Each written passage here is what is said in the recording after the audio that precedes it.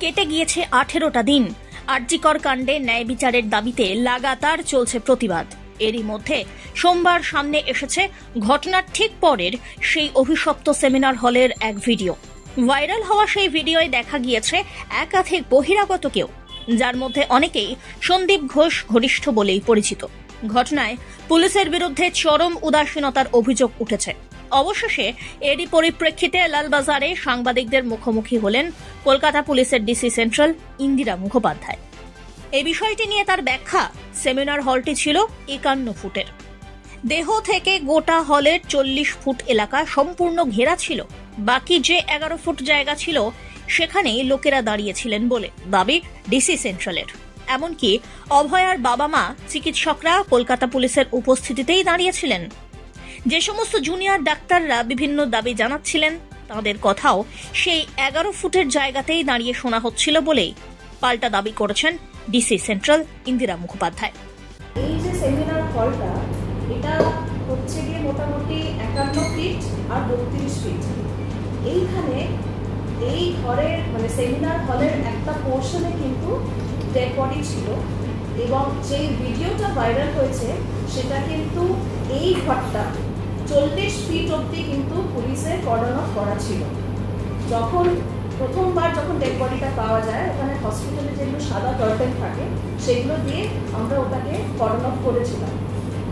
এই 40 ফিট মানে বডি যেখানে পাওয়া গেছিল তার থেকে 40 ফিট পুরো জায়গাটা পুলিশের কর্ডন অফ করা ছিল। এবং এই যে ভিডিওটা যেটা আপনারা হয়তো দেখেছেন, সেটা কিন্তু এই 40 ফিটের বাইরে যে 11 ফিট যে জায়গাটা আছে সেইখানকার একটা ভিডিও। এই যে জায়গাটা আছে এইখানে কিন্তু অনেকেই উপস্থিত ছিলেন, ফ্যামিলি মেম্বার ছিলেন, পুলিশের স্টাফ ছিল, হসপিটালের স্টাফ ছিল, অনেক ডাক্তারবাবুরা ছিলেন।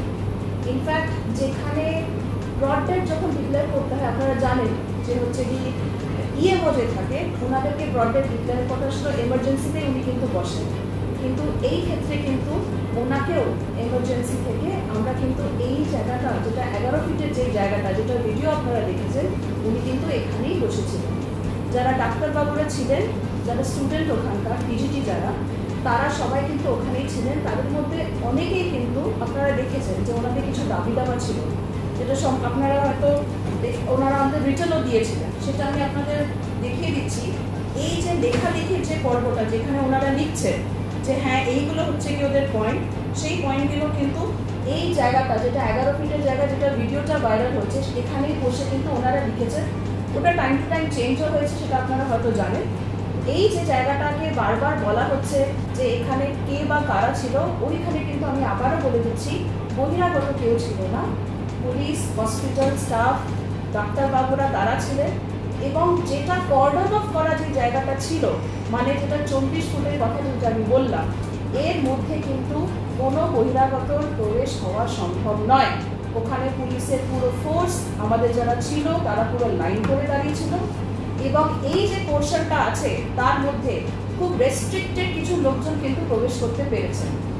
তাদের মধ্যে ছিলেন হচ্ছে গিয়ে যে ইনভেস্টিগেটিং অফিসার, তারা ফরেন্সিকের টিমে যারা ছিলেন তারা, এছাড়া যারা বডি শিফটিং করার জন্য যারা তাদেরকে ডিউটি দেওয়া হচ্ছিল তারা ওখানে ছিলেন।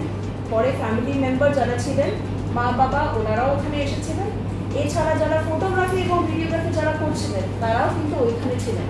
এছাড়া কারোর ওই কর্ডনের মধ্যে প্রবেশ কিন্তু হয়নি। যেটা সেমিনার হলের বাইরের যে করিডোরটা, যেটা নার্সিং স্টেশন থেকে যেটা জায়গাটা আছে করিডোর, ওখানে কিন্তু অনেকেই ছিলেন, কিন্তু সেটা কোনোভাবেই তারা কিন্তু কখনোই ভিডিওতে ঢোকেননি, তারা বাইরেই ছিলেন। এবং সেমিনার হলে যেখানে বডি পাওয়া গেছিল তার থেকে 40 ফিটের মধ্যে বহিরাগত কেউ আসেননি। কর্ডনটা কটায় করা হয়েছিল? এইটা কর্ডন কটা, এটা তো আগেই আমরা আলাদা প্রেস মিটে তো আমরা বলে দিয়েছি, এটা আমরা আলাদা করে এখন আর জানাচ্ছি। মা বাবা কটার সময় এসেছিল এবং রেস্ট্রিক্টেড যে লোক বলছেন তারা কারা ছিল? আইনজীবী ছিল? আমরা শুনেছি এটা অনেকেই বলছেন যে কোনো আইনজীবী ওখানে ছিলেন। আপনাদের এটা জানাই যে হসপিটাল অ্যাডমিনিস্ট্রেশনের পক্ষ থেকে ওখানে আইনজীবী রাখা ছিল। এটা নিয়ে মনে হয় ওরা বেটার বলতে পারবেন কারা ছিলেন, কিন্তু যিনি আইনজীবী ছিলেন উনিও কিন্তু হসপিটালের পারমিশন নিয়ে সম্ভবত ওখানে ছিলেন। সোমবার আরজিকর সেমিনার হলের ভিডিও সামনে আসার পরে উত্তেজনার পারদ চড়তে শুরু হয় রাজনৈতিক চাপানোতর। কিন্তু প্রশ্ন এখানেই শেষ নয়। বাস্তবে কি এমন আদৌ সম্ভব যে ঘরে ঘটনা ঘটেছে সেই ঘরের মাত্র একটি অংশ ঘিরে রাখা হলেও বাকি অংশের মানুষের এত ভিড় কেন? এত মানুষের উপস্থিতি, তাদের পায়ের ছাপ, জুতোর ধুলো, এইসবে ক্রাইম এভিডেন্স কি কিছুই নষ্ট হতে পারে না? সেমিনার হলে নাকি আসল ঘটনা ঘটানোই হয়নি, সেটি পাশের একটি কামরায় ঘটিয়ে সেমিনার হলে দেহ ফেলে রাখা হয়, এমন অভিযোগও উঠে এসেছে একাধিকবার। সেক্ষেত্রে প্রমাণ নষ্ট হওয়ার কি কোনো আশঙ্কাই ছিল না? ঘটনার সামান্য তদন্ত করার আগেই কেন এত দায়িত্বজ্ঞানহীনের মতন কাজ করেছে পুলিশ? কিসের এত উদাসীনতা? যেখানে এত মানুষজনকে সেমিনার হলের ভেতরে ঢোকার জন্য কোনো রকম বাধা দেওয়া হয়নি, সেখানে কেন মেয়ের দেহ দেখতে 3 ঘন্টা বাইরে অপেক্ষা করতে হয়েছিল অভয়ার পরিবারকে? এদিকে মঙ্গলবার নবান্ন অভিযান ঘিরে ব্যাপক তৎপরতা পুলিশের। গোটা নবান্ন চত্বর রেকি করতে উপস্থিত তাবড় পুলিশ কর্তারা। কিন্তু যতই পুলিশের পক্ষ থেকে দাবি করা হোক না কেন, আরজিকর কাণ্ডে ভাইরাল ভিডিও সামনে আসার পরে উঠে আসছে বহু প্রশ্ন। এই সমস্ত প্রশ্নের উত্তর কি আদৌ পাওয়া যাবে?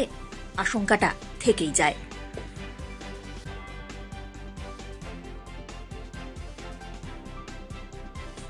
Bureau report, one India Bangla.